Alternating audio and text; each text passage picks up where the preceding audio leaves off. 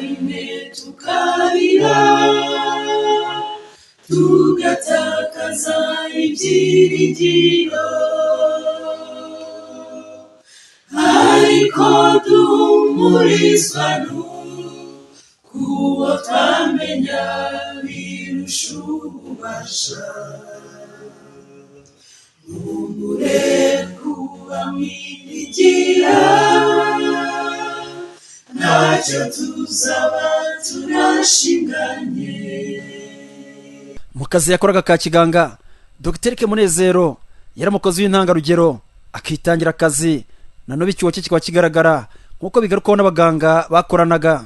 Nitwa Dr. Jean Felix Babane, ndi umuganga nkaba ndi impuguke mu kuvura indwara z'umubiri. Ubundi Eric navuga ko ni umuvandimwe kuko ababyeyi batubyara baravukana. Navuga ko ubundi Eric muzi mu bice bitatu. Hari igice nk'umuvandimwe, igice nk'umuntu nk'umuyobozi wanjye, n'igice nk'umuntu twabanye muri kariyeri professionnelle. Mpereye wenda ku gice cy'ubuvandimwe navuga ko tutangana cyane kuko Eric yandushaga imyaka 5. Navuga ko twamenyanye cyane ndangije kwiga medecine générale, kuko icyo gihe nibwo yampamagaye anyinteresa kujya gukorana nawe. Icyo gihe yakoraga ku bitaro bya Kigeme, nuko ansaba ko nahitamo kujya kuhakorera. Nibwo rero navuga ko namumenye cyane, twegeranye tubana mu buzima bwa buri munsi. Bwari ubwa mbere ninjiye mu kazi ka leta nk'umuganga, yamfashije muri byinshi, agenda nyinjiza mu kazi gake gake. Nyuma noneho tumaze umwaka dukorana nibwo twafatiye hamwe icyemezo cyo kwiga specialisation. Ariko ntitwahitamo ibintu bitandukanye kuko we yakundaga kubaga, je ntabwo yari ntuza yanjye, yari shwa yanjye. Nibwo rero nahisemo kujya kwiga kuvura indwara z'umubiri. Eric nawe ahitamo kujya kuvura mu buryo bwo kubaga indwara zibasira imyanya yo mu muhogo.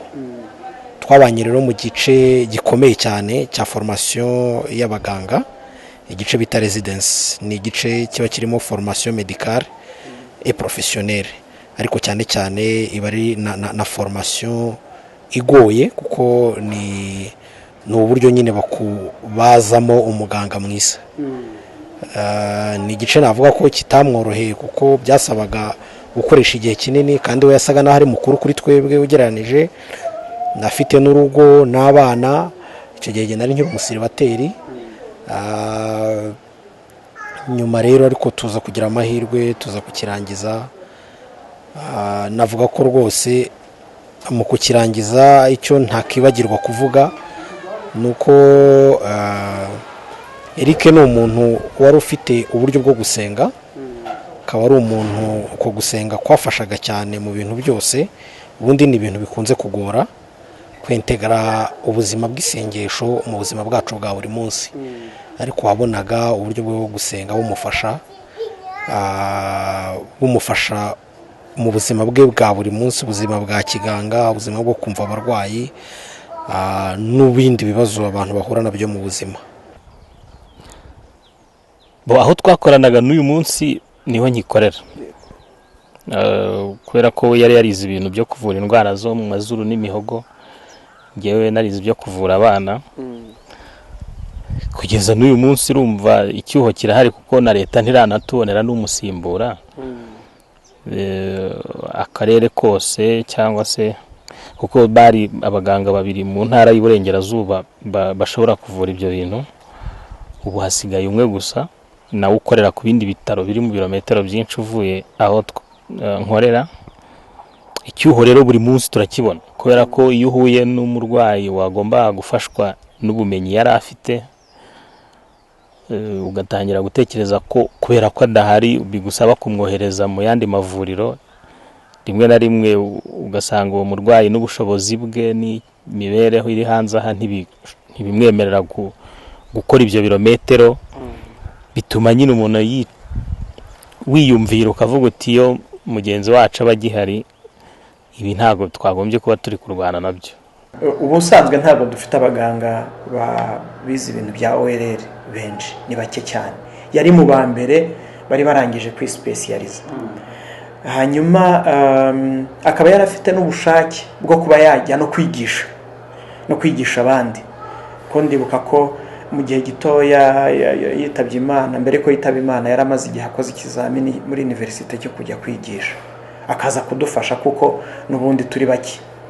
Rero kumva ko umuntu w'umuhanga nk'uwo nguwo, umuntu abanyarwanda bari bategereje ko agiye kubagirira akamaro, abarwayi, abanyeshuri bagenzi be, ndetse no ufite n'ubushake bwo kurera abazaza, rwose byabaye inshamugongo kuri twese.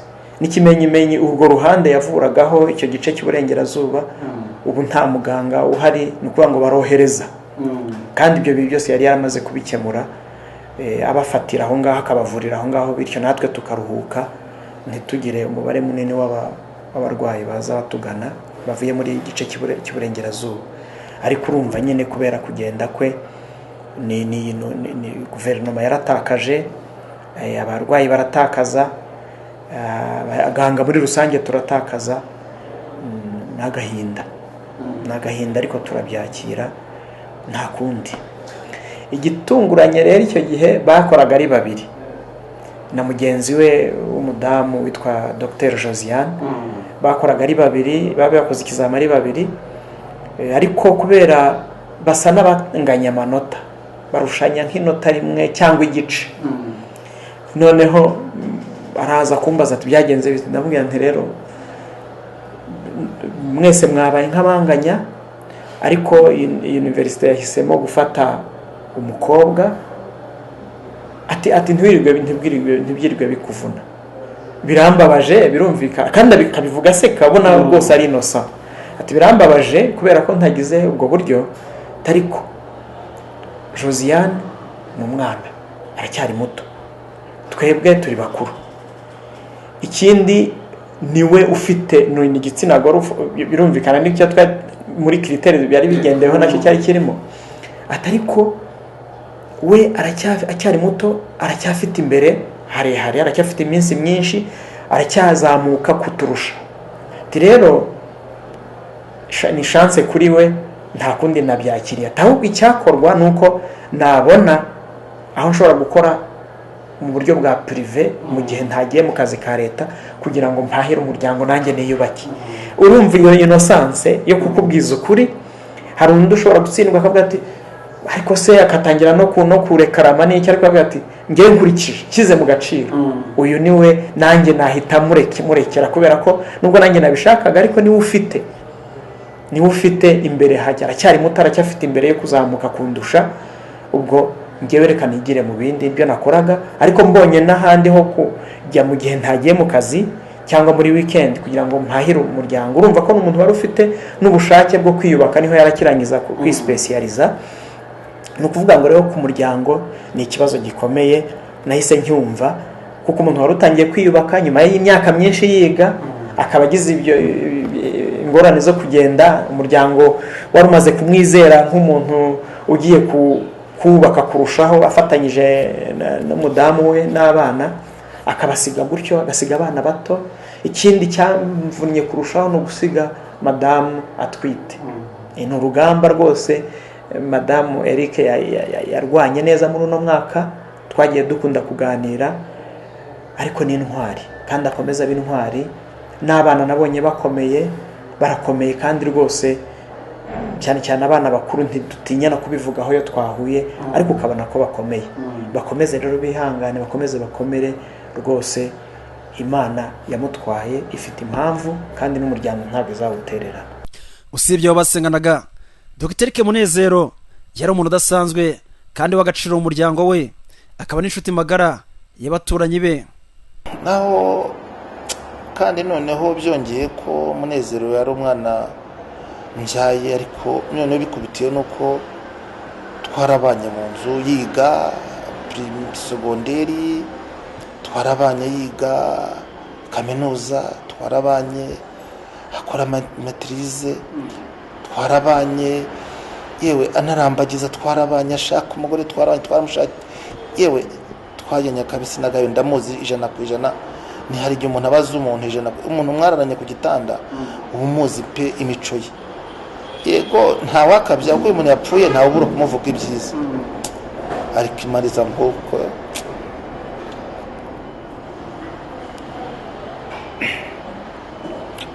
Munezero imariza mukuru dushira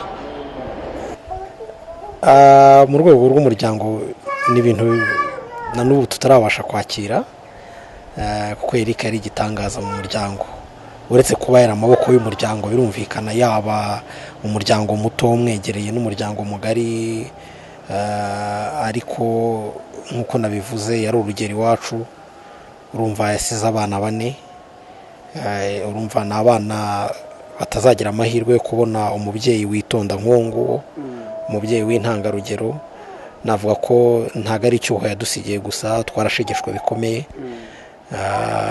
n'ubu buri gihe ntago tujya tubasha kwiyumvisha ko tutazongera kumva Eric mu ijwi rye rituje biratugora cyane ntago ni ibintu bitugoye nitwa Gemma Niyonsaba Dr Munezero Eric ni umusaza wanjye namukurikiraga bwa 4 akaba yari umwana wa 2 umuryango wa Wiragiye Samuel.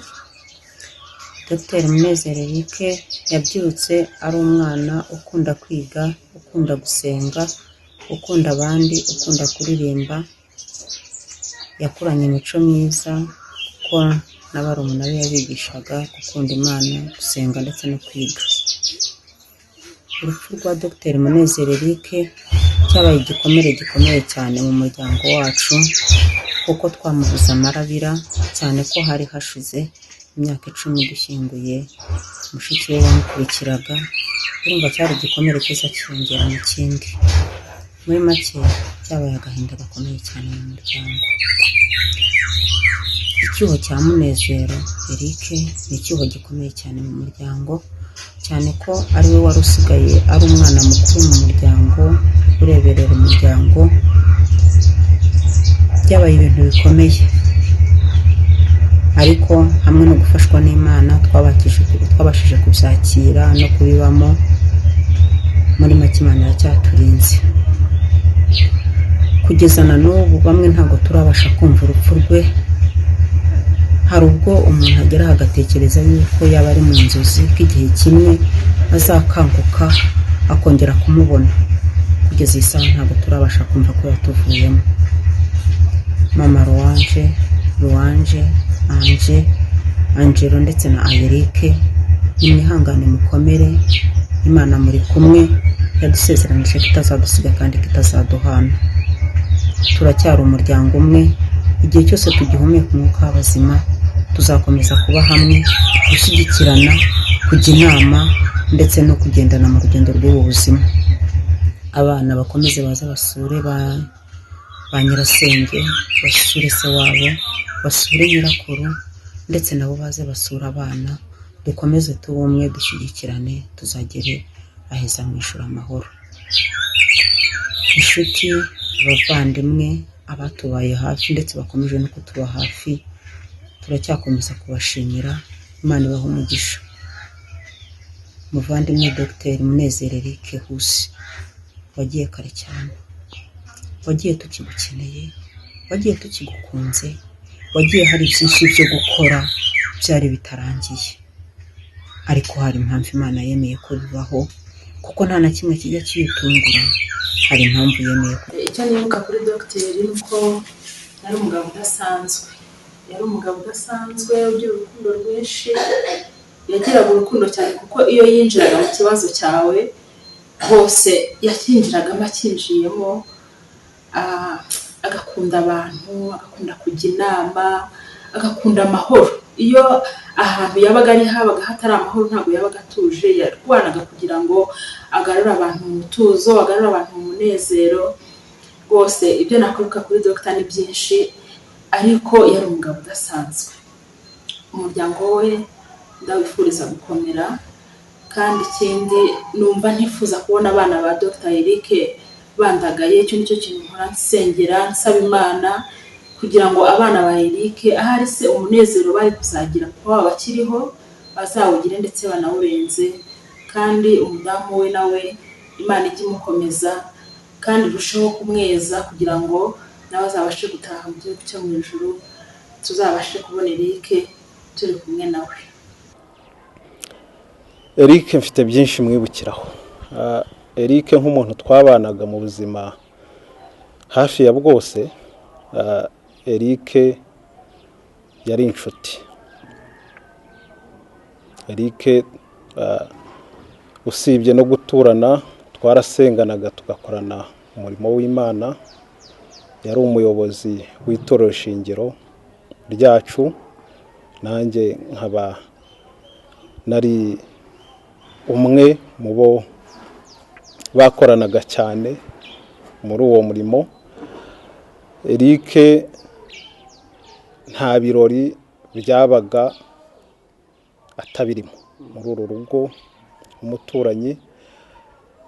Eric uburyo yari ateyemo bwo bwonyine bwatumaga duhora turi kumwe. Dr. Eric Munezero turi muri Rasa yari umuntu w'inyangamugayo, yari umuntu wakoranaga ubwitonzi ibyo akora byose. Kubera twabanye ndi coordinateur national, we anyungirije, ariko inama ze buri gihe byo zatumaga tugera kuri byinshi. Yabaga ari Butare, yewe ndi Kigali, inshuro nyinshi twabaga turimo tuvugana, kampamagara kambwira ati tubigenze gute, duhure dusenge, dupange gusura amabranche, gutangiza umuryango hirya no hino. Ariko afite ubwitonzi bwinshi mu byo akora, ubona ibyo akora nta guhubuka. Ni umuntu wakoraga ibintu adahubuka kandi yabitekerejeho kandi yabisengeye. Afite n'ijambo rimwe rikonvenka, ijambo yabaga avuze ryabaga ari ijambo riri bufate ku bantu rikabemeza. Igitekerezo cy'inshuro nyinshi nta wagisubizaga inyuma. Nubwo Imana yashimye kumwisubiza tukimukunze, Dr. Eric Munezero ntazibagira mu mitima ya benshi. Ikintu kimwe mu bintu bibiri mwibukiraho cyane nuko yari umuntu w'umunyamahoro, kandi ukunda no kwirinda ko hari ibintu bihungabanya amahoro byaturuka kuri we cyangwa kuri mugenzi we. Icya kabiri ni uko yabaga ari umuntu ufite icyizere, ahora atekereza ibyatuma ajya imbere. N'inshuti ze ugasanga mu gihe muganira, mu gihe muvugana, usanga akuganiriza gutera morale. Ntabwo yari wa muntu muganira ngo wumve akuzanaho byacitse byo kwiheba n'iki. Nibyo bintu birebye nkunda kumwibukiraho cyane, ko yabaga ari umuntu muganira wowe wumva ibintu byacitse, akakugarura mu cyizere n'imbaraga zo kumva ko ibintu bishoboka.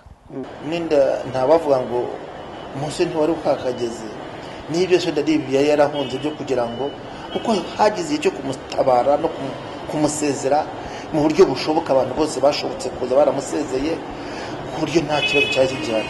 Rero hari n'igihe Imana igusarura kugira ngo abantu bose bamenye ko yabanye n'abantu, byagaragaye ko mwese mwarimo hari mwarabibonye ko yasezewe n'abantu benshi. Nibyo rero kubera ko Munezero cyetse utamuzi, ariko umuntu wabanye na Munezero ibyo ntabwo yabirondora, kuko Munezero ni umuntu wacaga neza, wacaga make, akavuga make, nta kurakara bya n'ibyo bavuga ngo yakoraga ibintu nta mujinya mubi. Yari n'umuntu w'Imana, iyo kibazo cyari cyegereje yarasengaga, yakoraga umurimo w'Imana mu bantu babanye ku rusengero iwabo, nibo bavuga ibigwi bye. Ariko nkatwe nk'umuryango noneho twe tubizi Munezero ari frappe. Ni byinshi nubwo nyine wavuga utihitamo kimwe, ariko ibintu ntakwibagirwa ni byinshi. Kimwe cyo ni uko kuvugana kenshi gashoboka. Buriya ikintu cyose cyabaga yarampamagaraga. Ndibuka ndetse muri la minsi ya nyuma yari amaze iminsi ansabye kuza ku rusengero rw'iwabo, kuza kuyobora amateraniro. Bari afite fundraising, mubwira ko icyumweru yishyizeho ntazaboneka. Arambye kuri utazaboneka turayihinduye, bayimurira ahandi hantu, naho henda kugera ngira impamvu ituma ntaboneka. Aza kumbwira ngo nta kundi twabigenza, turabikoze, turagiye. Rero Dr. Eric twavuganaga kenshi gashoboka. Ibyo sinshobora kubyibagirwa. Eric yari mu bantu bashyigikira umurimo w'Imana ku manywa na nijoro, nk'uko nararaga ntasinziriye mpamagara abajyanama ba hafi tuganira ku murimo w'Imana, nashakaga uwo nganira nawe nkamubura. Icya kabiri, muri iki gihe cya covid hakenerwaga ubushobozi cyane bwo kugira ngo dukusanye ibishobora gutunganya aho dusengera kugira ngo hemerwe, cyane cyane muri iki gihe cyo isuku ikenewe cyane, hariho amabwiriza menshi cyane. Icyuho rero ngewe narakibonye cyane cyane ko twabuze umwe mu bajyanama b'imena b'itorero. Si cyo cyonyine, n'inkunga ye nka Dr Eric yatangaga kugira ngo umurimo w'Imana ukorwe neza, nayo ntayo tukibona.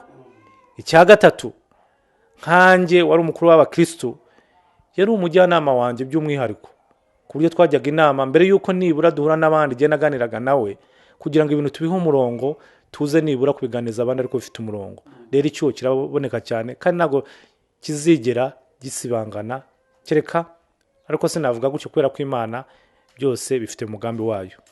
Madamu wa Eric n'abana kubabwira ngo nimunakomere cyangwa nimwihangane ubundi ntibyoroshye, ntabwo ari ikintu ubwira ngo komera ihangane, ibyo nyine ni iby'Imana yikorera, ariko nibabyemera babyakire, kuko nzi ko nabo kubyakira byabagoye.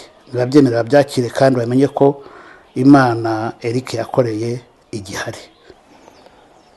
Icyo nabwira umuryango we nuko baguma kwizera, uko kwizera kukabafasha muri ubu buzima basigaye batamufite hano muri iyi si, ariko kandi kukanabafasha ko n'igihe cya nyuma y'ubu buzima bazongera kubonana nawe.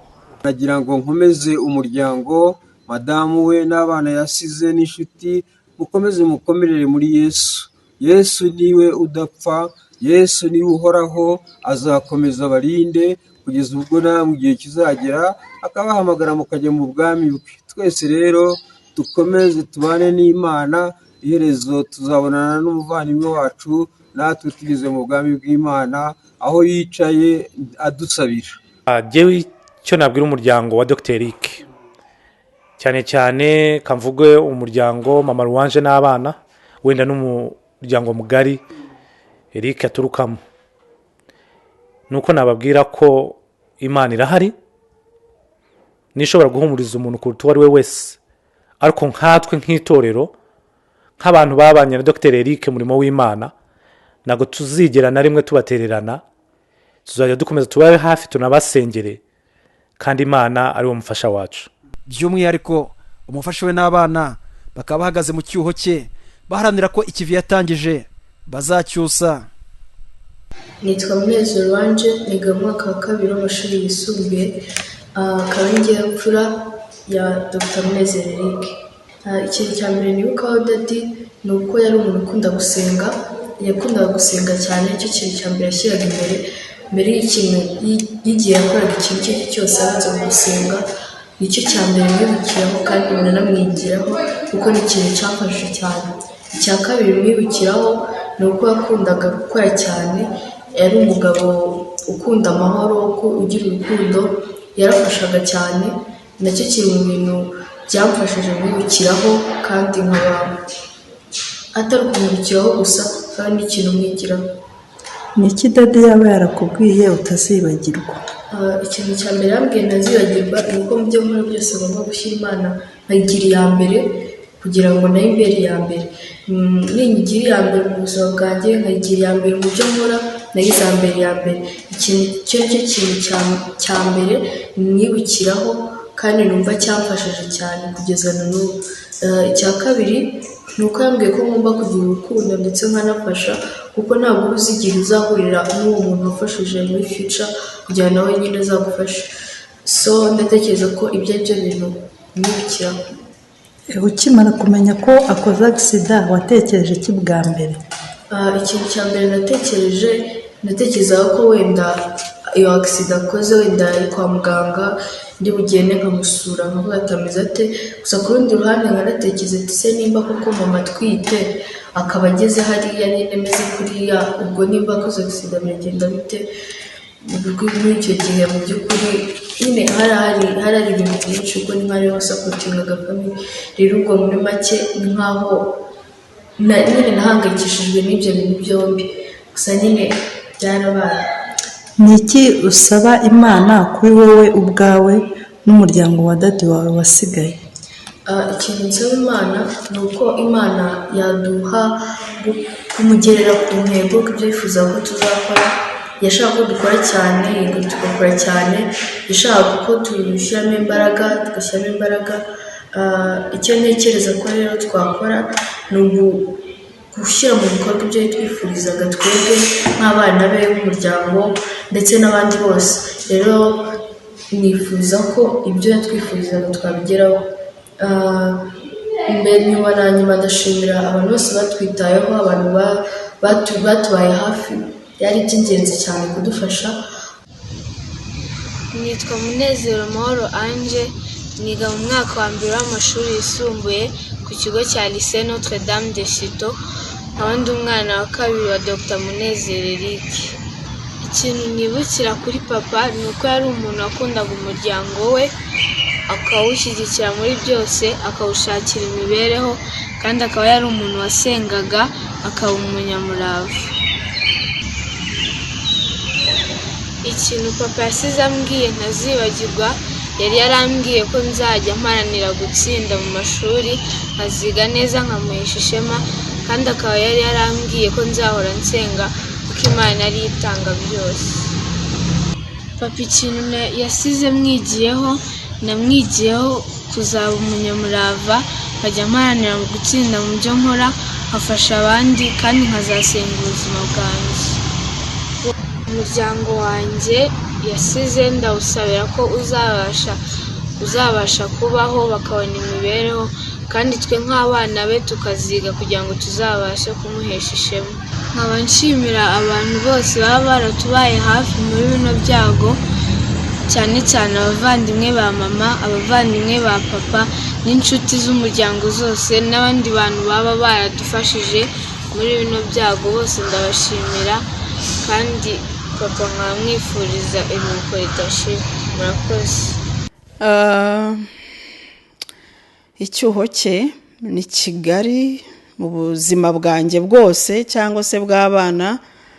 Ni icyuho umuntu atabona ukuntu asobanura ubunini bwacyo, ntabwo nabasha kubusobanura.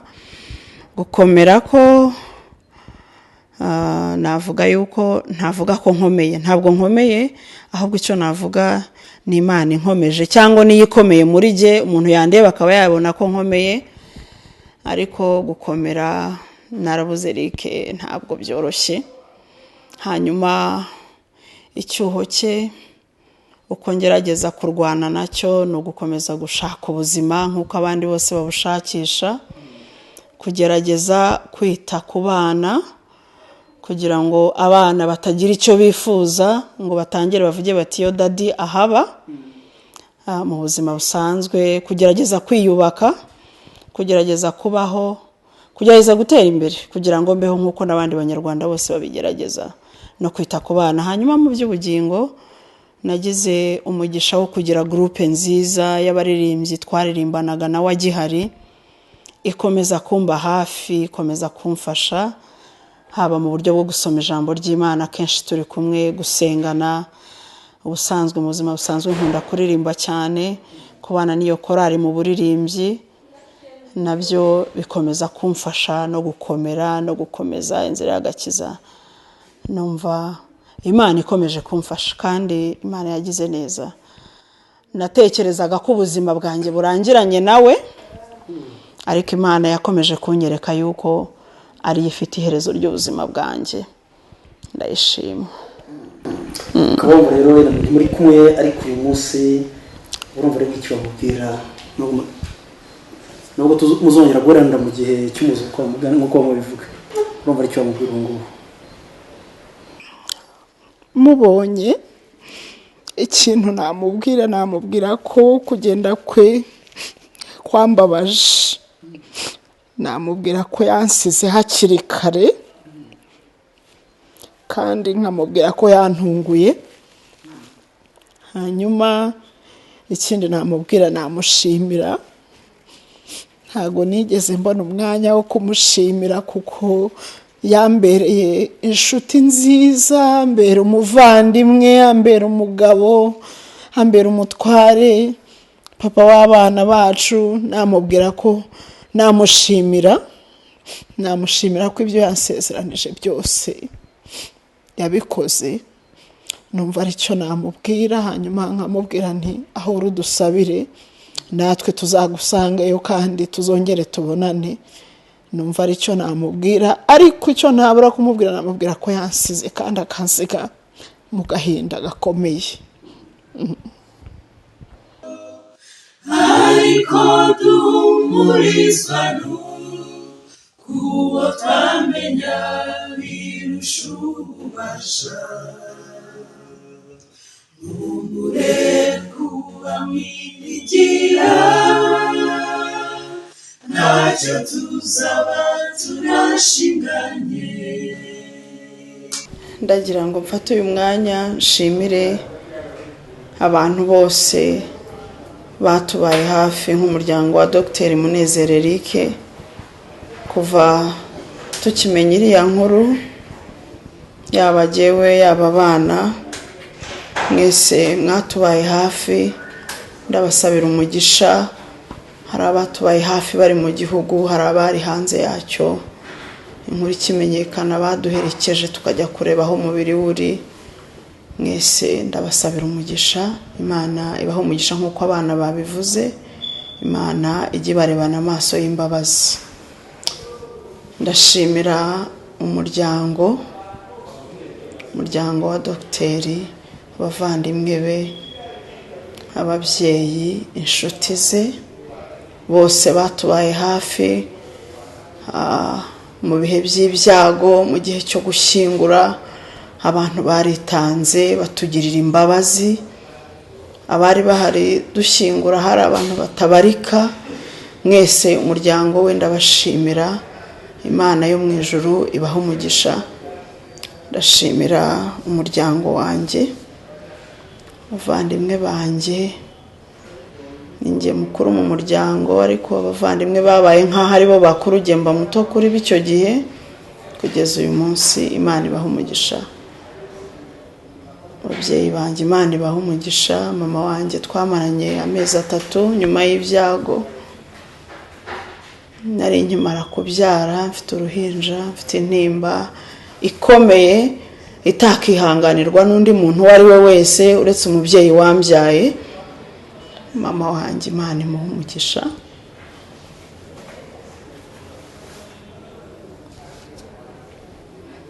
Yarakoze. Ndashaka gushimira itorero rya Masaka dusengeramo, twasengeragamo icyo gihe, abashumba baryo, abakanoni, by'umwihariko Kanoni Gaudence.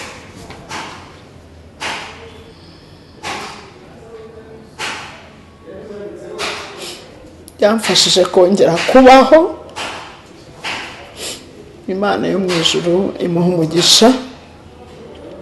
Bakristo mwese, abapasiteri b'iyi paruwase n'abo mu zindi paruwasi mu madiyoseze atandukanye, ndabashimira. Imana yo mu ijuru ibaha umugisha, izabiture. Ntabwo azagaruka ngo abashimire, ariko umuryango we turabashimira. Imana yo mu ijuru ibaha umugisha. Shimira korali Agape, korali twaririmbagamo igihe cy'ibyago. Nyuma y'ibyago kugeza uyu munsi, n'abavandimwe bakadasohoka Imana yampaye, bakristo, abana beza bamba hafi mu buzima bwa buri munsi. Iyo ntatse baratabara n'ingoga. Ntabwo mfite uko nabashimira. Agape Imana ijye ibaha umugisha, kandi bagure mu murimo wayo mukora. Mwatumye nongera kubaho, gusengana namwe, kuririmbana namwe. Mwambereye umugisha, ndabashimira. Uwiteka Imana ibaha umugisha. Nanjye mbasezeranya kuzakomeza gufatanya namwe umurimo w'Imana. Ndashimira abaganga bakoranye nawe, inshuti ze, abo biganye. Imana yo mu ijuru ibaha umugisha. Abaganga bakomeje kutuba hafi, haba mu buryo bwo kwivuza kuko cyari ikibazo ngize, agiye ntibaza uko kwivuza bizagenda, ariko nta na rimwe ndagira ikibazo kijyanye n'ubuzima ngo mbure ubufasha. Abaganga mwese ko mugenda mudufasha, mumfasha mu buryo butandukanye, ko mwatubaye hafi mu gihe cyo gushyingura, mu gihe cy'ibyago, ndabashimira. Uwiteka Imana ibaha umugisha kandi ajye barindira mu kazi mukora. Ubufasha bwanyu bwose turabubashimira, yabajye yaba bana. Imana yo mu ijuru ijye ibaha umugisha. Kandi ndasoza nshimira abana barihanganye, nibazaga yuko ntazabashobora, barakomeye, bakomeza kwihangana. Abana bose, yaba Ruwanje, yaba Ange, bagize ubwenge, baba bakuru, dufatanya ubuzima imyaka 2 ishize. Yaba Angelo ndetse na Baby wavutse nyuma, bambereye abana b'umugisha, bavuye ku munyamugisha. Bose ndabasabira umugisha kandi ndabasabira gukura neza, kurindwa. Imana izabageze ku byo bifuza kugeraho nk'uko papa wabo yabibifurizaga. Imana ibaha umugisha. Soza ndabashimira mwese abakomeje kudushyigikira, abakomeje kudusengera, abakomeje kudusura, abakomeje kutwohereza message kugeza uyu munsi. Abantu mwese mwakomeje kuduhangayikira no kutugirira imbabazi, turabizirikana, turabatekereza, turabibuka. Mwese Imana ibaha umugisha. Ikintu icyo ari cyo cyose umuntu yaba yarakoze ku buzima bw'umuryango wa Dr. Eric, hari n'abatugiriye neza batatuzi, bumvishe inkuru gusa bafata initiative yo kujya batwitaho, bakadufasha mu buryo butandukanye. Mwese aho muri, mwumve yuko mbashimiye. Uwiteka Imana ibaha umugisha. Soza reka mbasabe mukomeze kudusengera kandi muzakomeze kutuba hafi no kumenya uko tumerewe. Mwese Uwiteka Imana izabibitura. Imana itanga umugisha kuri mwese. Murakoze. Dr. Eric Munezero yavutse mu 1977, avukira Gatore mu karere ka Kirehe mu ntara y'Iburasirazuba. Yatabarutse asize abana 3 n'undi mwavutse hashize umunsi umwe ashyinguwe. Imana imuhe iruhuko ridashira. Turi muri isi dufashe igihe mu ntambara, turababara rimwe tukarira, tugatakaza ibyiringiro, ariko duhumurizwa kuwo twamenya birusha ububasha. Humure kuba mwiringira, ntacyo tuzaba turashinganye.